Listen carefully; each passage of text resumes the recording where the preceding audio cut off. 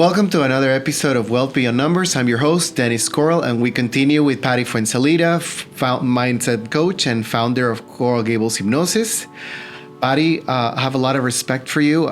You've been doing what you do for 19 years. You inspired me to launch my business back when, you know me, when I was a W-2 employee working for another financial institution. And I was daydreaming one day I would like to set up my own company and make a difference. And I admire you a lot for it. Thank you. You were one of the people that I look up to. You're a women-owned business. You're a mom. You also were in the corporate rat race before launching and going on your own. Yeah. So I'm sure that must have taken a lot of work, believe in yourself. So now, 19 years later, here we are. Can you tell me about Coral Gables Hypnosis and why you started it and what brought you to start it and why? Yeah. Why do you like it? Well, I studied to be a therapist. And then when I graduated, I did a it lasted one day internship at a mental health hospital. And that day I decided that I didn't have what it took to deal with that intensity of chaos that I saw that day. So I went into corporate, like you said, and I was in corporate sales for a really long time and I loved it. But even during that whole process of corporate sales, like I kept going back to like helping people because I was a manager. So as a manager, you're kind of like /therapist, therapist / manager. But I also felt like I was really, really good at it. So I never thought about going back into therapy until somebody gave me a book that really changed my perspective and introduced me to hypnosis. So I went to do hypnosis with a therapist that I found, and it changed my life. Like 2 sessions and I was a completely different person. And I was like, this is it. This is the thing that I'm supposed to be doing. This is why I've delayed all these years. So I got certified like the next week. I took a class. I finished all of my hours. And like 3 months later, my friend's acupuncture place, I was like, I just need to rent your space. I'm going to start seeing people. And I started seeing people while I was in sales. Wow. So I would go like sell financial services and then, change hats. And then I would be doing hypnosis for like relaxation or whatever. So I started doing that, like hustling, like really hard at the beginning because, in sales, you're always hustling. Until I was finally like, this is it. Like, I want to do this full time. And I finally left the corporate world and went into this. So I've been, doing this full time for a long time. And, Coral Gables Hypnosis has evolved since 2007. It's changed a lot.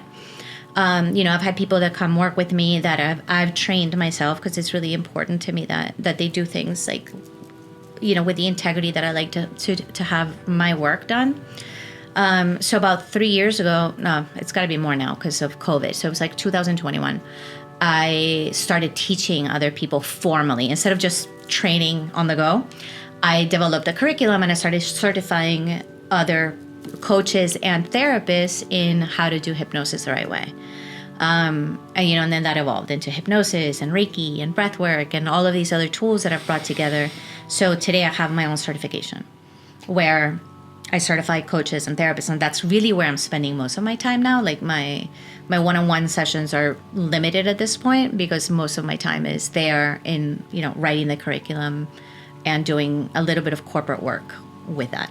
Oh, wow. Yeah. And I know you don't live in South Florida. You don't live in Miami. You travel often, so you're very committed for what you do. And I know it's hard to let go. Yes. I mean, Miami is a big city, and there's a lot of opportunity to help people. Yeah, and I grew up here. Yeah, I know. We've known each other for a long time.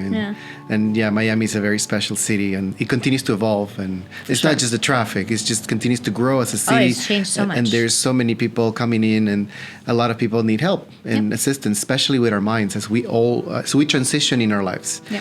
So what wakes you up every morning? What's your drive? I mean, you've been doing this for a long time. What's my Sometimes why? we really become monotonous. What's your why?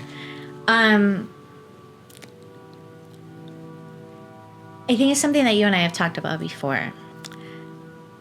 I don't like to see people suffer. I lived through a period of my life where I was really unhappy. And I honestly thought, this is life. I'm just gonna, take meds and, this is what life is. and almost like I didn't see the light at the end of the tunnel. Like there was no tunnel. And then when hypnosis like literally changed my mindset in 2 hours, everything clicked. I was like, there's a way out. And I always think of it as a door. So I believe in my heart that there's a door for everybody. Like no matter what you're going through. And this is why I say that hypnosis is not for everybody. Because for you, it might be hypnosis. For somebody else, it might be EMDR. For somebody else, it might be just meditation. For somebody else, it might be plant medicine. Fine. But keep knocking on the door, you know? And I think especially through COVID, the amount of despair that I saw, especially in young people, was very concerning. You know, I don't know if you've seen the stats, but suicide rates after COVID skyrocketed. Oh, wow. They skyrocketed so much that the lowest category, which is children like under the age of 12, has significant numbers. Wow.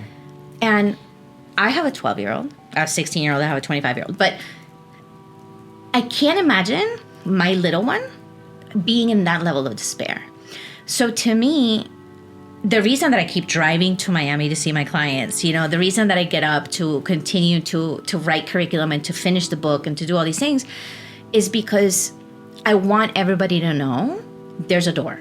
There's a door. There's 100% there's a way out. It might not be what I do, but try every door. Like, don't give up. Don't think, well, this is my life. I'm just going to do this, you know, until I'm dead. Because that's not, I don't think that's the reality. Yeah. You know, I don't think we need to suffer. I think suffering is part of the process, but I don't think we need to live there. I agree with you. I mean, certain life experiences, good or bad, teaches you and shapes you in the person that you are, and you learn from those experiences. But I don't think, I agree with you. We're not sent to this world to suffer. I think we're sent to this world to experience life to the fullest. And obviously you need money, you know, because money, I always say money gives you options. Yeah. And you want to have the most options available. That means you want to have enough money to be able to decide and be able to choose for yourself. Yeah. And hire the right professionals to surround yourself.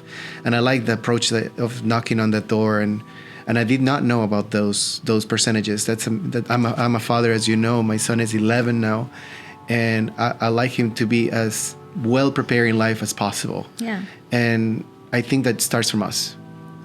It does. And I think like finances and emotional well-being are in the same boat when it comes to, there's a giant lack of education. Yes. Like kids can graduate from school and have no idea how interest works. Like that's criminal. Like they should know. It's the same thing with emotions. You know, kids go through school, they graduate, and nobody's ever had a conversation on how to regulate your emotions, how to communicate effectively, how to set a boundary. Like, again, critical information that kids need to understand. I think that the more that we can focus on the younger generation, so they have a different mindset growing up about money and about emotional well-being, the better off we're going to be as a society. But that's our job. That is. And it starts from us. So what was the name of the book that you Many Lives, Many Masters. Oh, that's from Brian Weiss? Brian Weiss, yeah. That's a wonderful book. Yeah. And he taught at the University of Miami. Yeah. When I did my hypnosis, I ended up at his office, not with him, but with somebody that worked with him for a long time.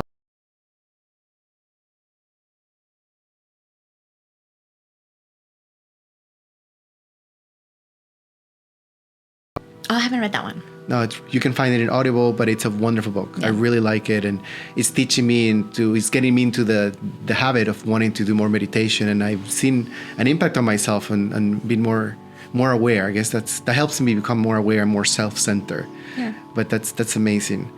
Well, Patty, thank you so much for telling me more about Coral Gables hypnosis, and I know it's not just hypnosis and you do coaching, but you started doing hypnosis. I started with that, yeah. And I've done a few sessions with you in the past, and I've seen a lot of help for myself, and I think that it can also be beneficial for other people. For sure. So, before we close this segment, what is next for your business? Tell me more about what are you working on now? What do you want to see your practice? What are some of the goals that you have for yourself as a therapist?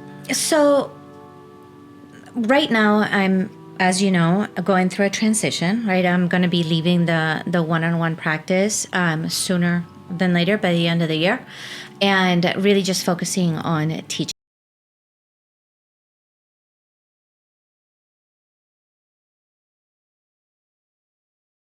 And, we also have another project, like I mentioned, with AI, and a project that's starting to create some movement in the corporate world. That's not just like corporate wellness, it's a little bit deeper work.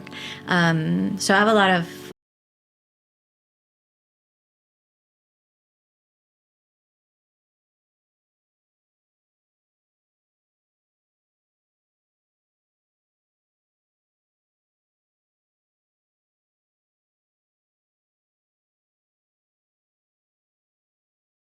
one of my favorite episodes.